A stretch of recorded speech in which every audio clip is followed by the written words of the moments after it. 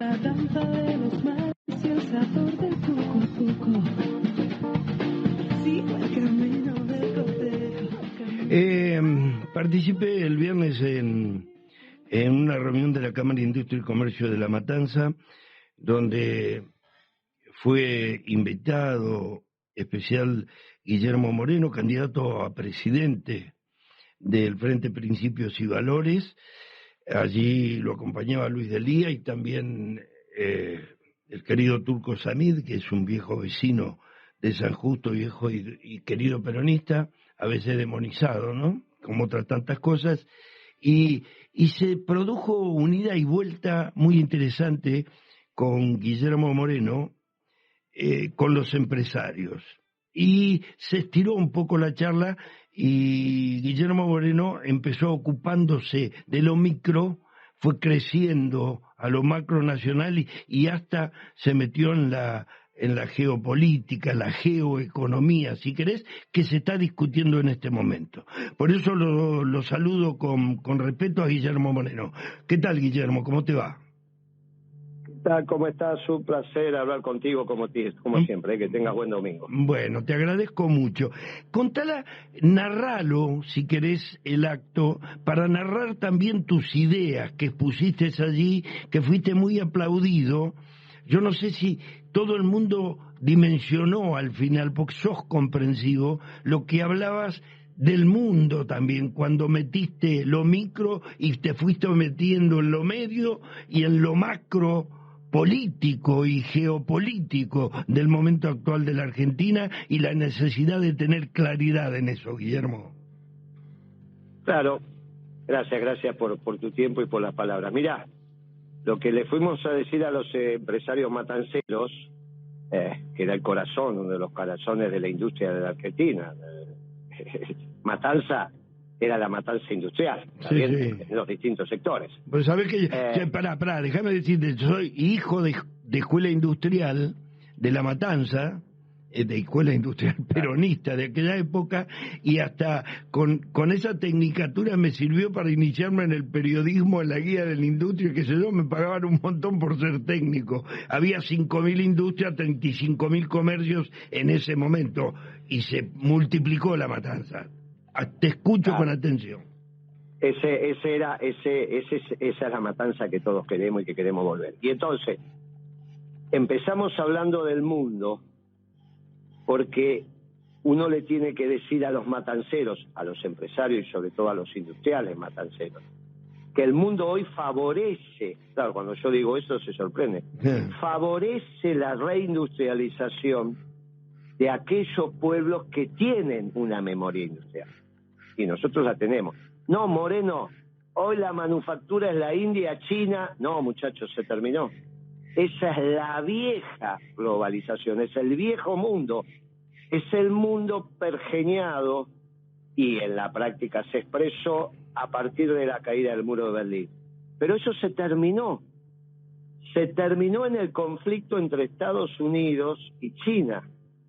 Y se terminó porque el gran ganador de ese conflicto es Estados Unidos. Uh-huh. Y a nosotros no viene mal que la alianza norteamericana-rusa, que están discutiendo sus áreas de influencia en Europa, porque el otro gran perdedor de esto es Alemania, uh-huh, sean los ganadores. Porque el problema que tiene la manufactura argentina para expandirse en la región, zonas de influencia en términos industriales de aquellos países que ya lo tuvieron, bueno, es el momento que tenemos que aprovechar. Y ellos dicen, bueno, no, pero no puede ser. Sí puede ser. Fíjense lo que pasa en México, salgamos de la Argentina. ¿Qué le está diciendo el presidente López Obrador a Estados Unidos? Y de hecho se está haciendo así. Retiren las inversiones de China. Póngalas en el sur de México. Resolvemos el tema de la desocupación de México. Integramos México entre el México del norte y el México del sur. Y ustedes son nuestros compradores y se termina el problema de la inmigración ilegal a Estados Unidos, si no esto va a continuar. Ustedes siguen comprando manufactura china y por el otro lado les siguen pasando los inmigrantes ilegales. Esto no tiene solución en ese mundo que ustedes diseñaron. Esta propuesta de López Obrador, que es muy inteligente, le está diciendo, con sus inversiones y con su demanda, resolvemos el tema de la desocupación en México. Y esto se está haciendo. En el nuevo acuerdo que reemplaza al NAFTA, fijémonos cómo se firmó ese acuerdo. El NAFTA fue derogado, se firmó otro acuerdo entre Canadá, Estados Unidos y México, que lo hizo Trump. La cláusula que puso Estados Unidos es que el obrero mexicano de la industria automotriz tiene que ganar lo mismo que el norteamericano. Tiene que ganar lo mismo. Y eso está en la cláusula de integración de América del Norte, que la hizo Trump. Con lo cual, si vos viajas a México, los obreros de la industria automotriz mexicana son trampistas, porque el tipo les multiplicó por 4 su salario. Y esto se tenía que hacer en el próximo quinquenio, ya se está terminando el quinquenio. Con lo cual, la transformación industrial de México es evidente. Pero esto mismo tiene que trasladarse a la región. Hay 2 países con memoria industrial. Uno la Argentina, que todavía no la perdió, y uno que todavía la sigue aplicando, sigue teniendo una industria, pero en decadencia, que es Brasil. En decadencia, haceme un puntito, haceme un puntito. ¿Por qué en decadencia? Porque en algún momento dice, nos lleva a Brasil 20 años, 30 años, y porque nos llevó, nos ganó, porque se industrializó. ¿Por qué ahora está en decadencia Brasil en un aspecto? ¿Por qué lo ves? Porque la globalización los incorporó también en la decadencia. Ah, correcto. O vos estás viendo a Embraer, vos estás viendo los aviones Embraer, ahora ya se la vendieron a la Boeing. Claro, claro. Brasil está siguiendo el derrotero de la Argentina. Primero arrancó Argentina. Fue la primera que entró en decadencia industrial, mientras Brasil todavía seguía. Y ahora entró en Brasil. Cuando vos mirás lo que están exportando los brasileros, es muy parecido a los argentinos. Es pollo, es carne, maíz, es soja. Han comprado cosas, Guillermo, han comprado algunas industrias en Argentina. Sí, pero no son frigoríficos, han desarrollado algo de petroquímica. Ayer estuve casualmente con una industria del acrílico, que era muy importante, su dueño... Petroquímica.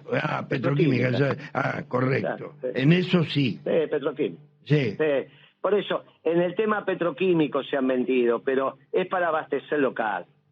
Es para abastecer local, o sea, en la región, es para abastecer en la región. Sí. No, mira, lo que tenemos que ver con esquemas de lo que uno llama la reindustrialización de la Argentina, que no solo es capital, sino es mano de obra especializada, la Argentina tiene ventaja. A ver. Todavía tenemos todavía somos superiores, a pesar de nuestra decadencia, en el sistema educativo. ¿Está bien? Correcto. Pero bueno, hoy lo importante de esto es que el mundo prohija hoy la posibilidad de que la Argentina se reindustrialice. Entonces, ¿qué es lo que pasó en Matanza? Es el primer candidato a presidente que les dice, ustedes van a ser objeto de nuestra política industrial de La Matanza. ¿Por qué? Porque todo el resto de los candidatos son el capitalismo de los banqueros, es el capitalismo de la tasa de interés. Cuando yo dije, mire, la diferencia con nosotros es que ponemos el trabajo como tema ordenador, no ponemos la tasa de interés. Todos los que le vienen a hablar acá, le hablan del riesgo país, le hablan de la tasa de interés, le hablan de los bonos, le hablan de los flujos de inversión del capital en términos financieros. El que habla del trabajo con callo en las manos y no vestido con mocasines, sino con zapatos abotinados, porque si no los dejas en el barro y no podés subir las escaleras. Vos te imaginás que no podés subir las escaleras de una obra con mocasines, ¿no? Bueno, los muchachos esto lo saben. Y ahí se empezó a producir la empatía. No es un problema de que uno tiene un discurso, lo que aconteció en la racionalidad de la presentación, que dice, mira, el mundo nos es favorable. Por primera vez le es favorable a la idea peronista de la construcción de la economía. Lamentablemente la política no es favorable. Claro. Y por ahí eso, nosotros estamos viniendo de abajo. Por eso uno ve ese discurso tuyo que llamó mucho la atención y que impactó, es nuestra oportunidad. Caló hondo, pero no se comprendió al principio, porque hay en la sociedad, han generalizado una bajoneada brutal, que yo al comienzo del programa dije en una reflexión, yo no sé, hablan de izquierdas y de derechas los candidatos y los medios, pero la gente no está hablando de izquierdas y de derechas, está hablando de falta de trabajo, de algo de inseguridad, de sueldo, de salario, de izquierdas y de derechas no habla, y no hay un discurso como el de Guillermo Moreno que les diga, señores, es una oportunidad, dejémonos de joder, es nuestra oportunidad. ¿Por qué no se dice eso en campaña? Digo, profesionales de la política, ¿no? Bueno, porque el discurso que caló en términos económicos es el de Melconian. Y ahí vuelven a equivocarse, en este caso con mucho cariño lo digo, lo de la Fundación Mediterránea, que básicamente son empresas industriales. Sí. Pero que sean grandes empresas industriales no significa que tengan claridad de concepción y de comprensión de la calidad. Que vos seas el número uno en producción de acero, de aluminio, no significa, estoy hablando de Roca o de Marane, no significa que tengas una comprensión en términos geopolíticos y del desarrollo nacional. Vos sos experto en hacer acero, y gracias que lo tenemos, y estamos muy agradecidos de tener la posibilidad de producir acero o aluminio. Ahora, le toca a la política hacer la comprensión general, articular las partes. Y uno le dice, mire, no solo el peronismo articula el capital y el trabajo, también tiene que articular lo grande y lo pequeño. Cuando yo dije en La Matanza, Arcor está en un proceso de comprender que si los kioscos argentinos no ganan plata, ellos no van a ganar plata porque se terminó ese mundo donde ellos podían venderle caramelo a todo el mundo. Se terminó. No te van a dejar, porque la manera de ganarle a China es quitarle los mercados. Y una vez que vos le quitaste los mercados de exportación, se terminó la China de importación, porque ¿de dónde va a sacar los dólares? ¿Te queda un ratito de tiempo? Guillermo, estoy sobre el informativo y me retan. ¿Te queda un poquito? ¿Ves? Ahí está el pito. ¿Te queda un poquito de tiempo? Sí, con bueno, gusto. aguantame un poquito. Estoy hablando con Guillermo Moreno, candidato a presidente, y sobre un discurso, Julián Jiménez, que es el que va a ser el informativo en este momento en Radio del Plata, escuchaba con atención también a Moreno en hablar de que tiene una gran oportunidad la Argentina. Y vos decís, pero ¿cómo puede ser? Él nombró a Melconian, ¿no? Yo digo, ¿cómo? Que son los empresarios, son estúpidos, que le pagan $10.000 por una charla a Melconian y no escuchan a Moreno, no lo llevan aunque sea para que hable Moreno, que no les cobra nada, al contrario, le regala inteligencia. Bueno, Julián me miraba, y yo vos sabés que pienso así porque soy viejo, Julián. ¿Me entendés? No, está bien. Bueno, Julián Jiménez va a hacer ahora Radio Noticias del Plata. Sigo después con Guillermo Moreno. Argentina. Ahora seguimos con Guillermo Moreno, que es candidato a presidente por Valores y Principios. Y sobre todo, la pregunta que hago es esta. ¿Cómo le pagan tanta plata a los empresarios que saben que Guillermo Moreno les dice la verdad, le pagan $10.000 para dar una charla a Melconian, que los tienen grupidos? ¿Por qué, Guillermo, no se puede dar un debate cierto sobre eso en la Argentina? Mira, porque hay una construcción del conocimiento que tiene mucha influencia la calificación del saber o no saber, y eso te lo hacen los bancos. Quizás se entienda y mejor con la moda o con la ropa. ¿Cómo te tenés que vestir? ¿Cómo combinás las medias con los zapatos y el pantalón, la corbata con la camisa, el saco? Bueno, hay alguien que dice, muchacho, esto se emprolija así. Y vos la tenés que seguir, porque si vos no lo combinás, decís, no sabe nada, un desastre, bueno. En economía pasa lo mismo. ¿Y quiénes generan ese saber y el que califica? Los diarios económicos. O los suplementos económicos de los diarios. O los periodistas económicos. Y todos esos están en el mismo microclima, que a su vez culmina con cómo se enseña economía en la universidad. Se enseña economía en la universidad también desde la visión financiera. Vos agarrás, yo te lo digo, lo padezco en mi consultora. Mi consultora tiene esas cosas muy especiales. Yo tengo un mayoreo de ferretería y a su vez hago consultoría para la muchachada que tiene callo en las manos, digamos, para los empresarios que hacen la economía en bienes y servicios, no la financiera. Por esas cosas de la vida vamos de a 10 en generación. Los más veteranos ya pasamos, somos los sub-70, pero ahí nomás. Después siguen los sub-60, los sub-50, los sub-40. Y bueno, cuando vos agarrás los pibes sub-30, pero sub-40 también, tienen que reconfigurar su cabeza, porque vienen solamente con el conocimiento de la enseñanza financiera. Todo se ordena en función del costo de oportunidad del capital, que no es otra cosa que una tasa de interés implícita que puede tener la inversión.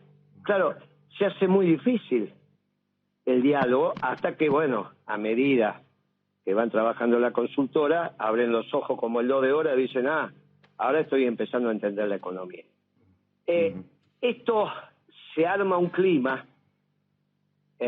donde el saber circula por un solo lugar. Claro. Por eso cuando llegó Kicillof y devaluó, una devaluación irresponsable que hizo el actual gobernador allá en el 2014 y comenzó este ciclo de decadencia, empezaron a decir, bueno, Kicillof sabe de economía. Si vos lees ahí, al fin ese gobierno, que era el gobierno peronista hasta ese momento, puso a alguien que sabe de economía. Y ahí empezó esta decadencia, pero se generalizó el sabe de economía. Y empezó esta decadencia. Y ahí se construye eso. El primer debate sobre fuga de capitales se da en el año 2006-2007, con un artículo que saca Melconian en un diario económico, me parece que en ese momento fue el Cronista, y un documento interno, un memo, de Redrado al presidente Kirchner, casualmente, coincidentemente en el tiempo. A Kirchner le llega el memo que le manda al presidente del Banco Central, Redrado, Martín Redrado, a la sazón del presidente, y concomitantemente con eso un artículo de Melconian diciendo a Kirchner se le están fugando los dólares. Y empieza con esa tontería de que vos teníamos superávit comercial pero no aumentaban las reservas. Claro, yo participo activamente en ese debate porque me mandan el documento de Redrado para que yo haga otro documento y digo, eso está mal. Lo que dice Redrado está mal. Lo que dice Melconian está mal. Porque cuando yo tengo pesos, que es lo que hablé el otro día en La Matanza, vos tenés hoy 500 millones de pesos, 525 millones de pesos, y vas a comprar $1 millón a alguna cueva, los 525 millones de pesos también son capital. ¿O qué piensan que son los 525 millones de pesos? Claro. Si no es capital. Bueno, ¿qué hace Kirchner? Esto lo entendía muy bien. Organiza un debate interno entre Redrado y Moreno, en la casa de De Vido. Fuimos los dos, un sábado a la tarde a la casa de De Vido, y el debate duró 45 minutos. Porque es obvio que conceptualmente no existe la fuga de capitales. ¿Pero qué están hablando? Eso es para asustar al presidente. Claro, no era tan fácil asustar al presidente. Entonces, seguimos en la política que veníamos, hicimos la década ganada. Ahora, eso no le servía a los banqueros, porque estaba claro que durante la década ganada el centro de la economía no era la tasa de interés, y a vos te daba lo mismo una cosa que la otra, en términos de tener peso o tener dólares. Porque vos habías hecho una macroeconomía donde los dólares entraban, porque le vendías más al mundo de lo que comprabas. De eso vos te tenés que cuidar. Ahora, cuando la cosa se da vuelta y entras en los déficits, ahí viene cuando los banqueros dicen llegó la nuestra. Si tenés déficit fiscal te financian en pesos. Claro. Y si tenés déficit del sector externo te empiezan a prestar dólares de afuera. Claro. Exacto. Y ahí están los vasos comunicantes entre lo local y lo internacional. Pero Pero vos te empezás a equivocar. Qué simple que es, como lo decís. Es el que se empieza a equivocar. Ajá. Se sigue equivocando Macri y se sigue equivocando Alberto. Porque si algo quieren ellos, es que vos puedas en algún momento de tu vida vivir solo de estar endeudándote. Después, claro, se horrorizan cuando no podés pagar. Y ellos saben que a la larga terminas cobrando, porque vos terminan cobrando porque vos terminás pagando. Claro. Con el esfuerzo del pueblo y la decadencia del aparato productivo local. Bueno, eso es lo que pasó. Esto que te estoy contando no son más que los ciclos de endeudamiento cuando la macroeconomía se desordena. ¿Cómo ganamos ese debate con Melconian? Dice, o con Redado en ese caso, diciéndole, nosotros vamos a seguir teniendo una economía con superávit gemelo. Vamos a recaudar más plata de la que gastamos y vamos a venderle al mundo más de lo que compramos. Y vamos a honrar nuestros compromisos, no se aplican por eso. Correcto. Y eso fue lo que hicimos. Ahora, eso que hicimos era con un mundo hostil, porque era el mundo de la globalización. En el mundo de la globalización hicimos la década ganada. Imagínate ahora que se terminó la globalización. Este es el momento que nosotros podemos reindustrializar la Argentina. Que aparte nos vuelven los mercados lógicos para la Argentina, que son Uruguay, Paraguay, Bolivia, Chile, Perú, Ecuador, Colombia, Venezuela. Es la gente martiniana. Es el mercado natural, porque para Centroamérica es obvio que va a venir la industria mexicana, que a su vez va a tener una sólida demanda de Estados Unidos. Por eso nosotros comunicamos en el nuevo orden internacional América para los americanos, no para los norteamericanos. Claro. ¿Por qué? De manera que se vayan los ingleses, que los tenemos en la Antártida, en Malvinas, y quieren ir sobre la Antártida. Y es la manera que los brasileros se saquen de encima a los franceses, que quieren ir por el Amazonas, como lo ha dicho hasta el cansancio Macron a través de la Guayana francesa. Bueno, esto que le pone los pelos de punta al sistema de defensa brasilero, porque por primera vez Brasil empieza a ser hostigado por una potencia europea. Hasta ahora nunca pasó. Hasta ahora el único hostigamiento que tenían los europeos sobre Hispanoamérica era sobre Argentina. Ahora empiezan a hostigar a Brasil por el Amazonas.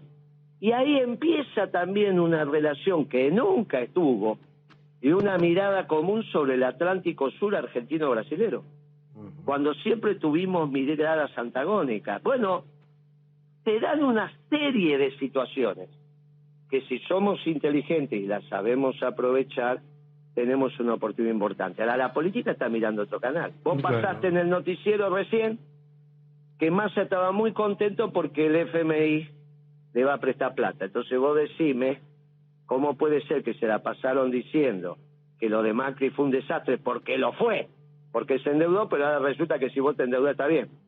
Está todo mal. Ese esquema que depende de la deuda es el esquema que tenemos que cambiar. Ahora es obvio, si el FMI no te presta hoy, se termina todo. Claro, entonces te llevan al límite. Mirá, te tengo que cortar la pierna izquierda porque llegamos al límite. Después te cortan la derecha, después te cortan el brazo izquierdo hasta que te cortan el brazo derecho y ya está. ¿Está bien? Y ese es el proceso que estuvimos viviendo en los últimos 10 años, desde la devaluación de Kicillof para acá. Y nosotros planteamos el modelo peronista de producción y trabajo, que ya lo hicimos. Ahora, que lo hicimos durante la década ganada. Bueno, ahora te van a votar en las primarias, ¿no? Y después te van a necesitar con ese discurso en las generales.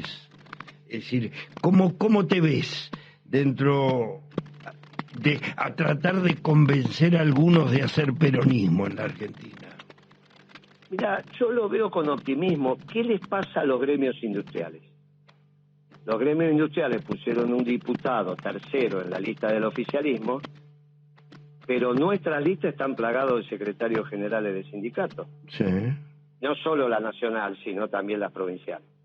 Porque nosotros somos peronistas de verdad, somos movimentistas. Entonces, algunas listas la encabezan dirigentes sindicales y otras la encabezan empresarios. Por ejemplo, Ciro, que estuvo también en la reunión, que es nuestra cabeza en la lista, en la sexta, que es el presidente de la Confederación Económica de la provincia de Buenos Aires. Porque ¿qué es finalmente la economía? La articulación entre capital y trabajo, empresario, movimiento obrero y entre lo grande y lo pequeño. No es la magia que vos puedas poner en el Ministerio de Economía, es que los actores que hacen la economía todos los días la hagan propia. Que los actores que hacen la economía todos los días, que son los que te acabo de mencionar, la hagan propia. Ahí vos tenés un modelo de desarrollo. Porque sobre todo en el sistema democrático, donde vos consensuás, conducís, no imponés. Porque cuando vos imponés te dura muy poquito. Entonces, que es lo que le pasa a Patricia Bullrich, que entonces, yo me veo con mucho optimismo, porque si el año que viene tienen que expresarse la fuerza de la producción y el trabajo en el Congreso, va a ser a través de principios de valor. Pero sobre todo estamos dando el debate de las ideas. Y ese debate de las ideas, vos imaginate que en el oficialismo, ¿quién podría decir que lo que decimos está mal? Porque Claro. cuando los pibes de la cámpora o los que fuera escuchan, están hablando de lo que hicimos y en el momento que fuimos exitosos, no de esta década perdida. Por supuesto. Porque el problema de la Argentina no es manejar el PAMI o el ANSES porque manejás una caja y sos un capo porque quedaste a cargo del ANSES y que eso es la bolsa de trabajo. Estamos hablando de la Argentina como construcción colectiva y una patria que cobije a sus hijos. Y para que cobije a sus hijos sin industria no lo podés hacer. Y ellos escuchan atentamente este mensaje. Sí, claro. Este debate es el que estamos dando. Vos me decís cómo te ves. Te ves bárbaramente. ¿Y cómo te ves para el balotaje? Bueno, ¿cuál es la decisión que nosotros vamos a tomar? Y ese es un mensaje al actual oficialismo. Nunca vamos a votar antiperonismo. Nunca. Así que tengan cuidado cómo trabajan. Está claro que todo aquel que llegue al balotaje y tenga un mensaje antiperonista, nosotros no lo vamos a votar. Y acá hay antiperonismo también en el oficialismo, ¿eh? También en el oficialismo hay antiperonismo. Pues bueno, vas a pensar que Santoro fue el pibe que pusieron para jefe de gobierno de la ciudad de Buenos Aires. Gran antiperonista, como Moró. Como Alfonsín. No se pudo construir la fórmula Perón-Balbín porque se opuso a Alfonsín, que era el ala bien gorila de los radicales, no Balbín. Y esta es la verdad histórica y vos lo sabés. Sí. Tanto como yo. Ahora resulta que estos viejos, algunos viejos alfonsinistas, dicen que son progresistas y están en el oficialismo. Guarda, muchachos del oficialismo, que esos son bien antiperonistas, ¿eh? Y ahí tenés todos los tuits que mandaba Santoro en la época ganada. O lo tenés a Kicillof siendo el gran opositor a la década ganada, ¿eh? No es que este Kicillof o su oficialista fue siempre así, ¿eh? Ahí tenés la experiencia de Sabatella haciendo una lista para que pierda Kirchner en las elecciones del 2009. Sí. O sea, que pierda el peronismo. Bueno, cuidado con las conductas antiperonistas, porque Massa no es el faro del peronismo, ¿eh? No es un muchacho que tiene claro esto, ¿eh? Es un muchacho audaz, está todo bien, pero no es que está formado doctrinariamente. No es el custodio de la doctrina, Massa, ¿eh? Por lo tanto, cuidado con las conductas antiperonistas. Esto es solo lo que estoy diciendo. Nosotros vamos a hacer un gran bloque mientras ellos tengan la oportunidad de tener ministro y candidato, que fue una gran irresponsabilidad. Porque si esa oportunidad se termina porque se quedan sin ministro, también se van a quedar sin candidato. Y ahí lo único que quedamos los que quedamos, ¿eh? ¿A cuánto estás de que renuncie Massa? ¿A cuánto estás? No tengo la menor idea. Está bien, idea. va a anunciar hoy unas medidas. Y después, ¿cómo sigue? ¿A cuánto tiene que llegar el dólar para que él diga no doy más? Hoy Clarín le puso el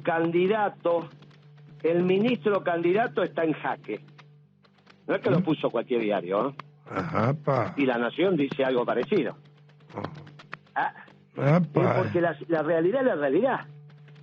Y ellos, yo les aconsejo humildemente que aprovechen que el fondo les va a dar un waiver por los datos de marzo. Porque lo que te está aprobando el fondo son los datos de marzo. O sea, todo el mundo sabe que en junio no cumpliste lo que vos firmaste. Por eso pedían que te adelanten la plata. Entonces, aprovechen este waiver, este perdón que van a recibir para preparar el esquema de salida, antes que esto se transforme en desbande, ¿eh? Porque siempre, si vos, la retirada ordenada es mucho mejor que un desbande, porque el que sufre es el pueblo. Guillermo, te vamos a necesitar a discutir mucho, me parece, en lo que viene y en lo que va a venir, querido Guillermo Moreno. Te mando un abrazo. Gracias por tu tiempo, amigo, gracias. Adiós, que vaya bien. Un placer hablar con vos como siempre los domingos. Adiós, querido. Muchas gracias. Guillermo Moreno, con nosotros, Domingo Radio del Plata.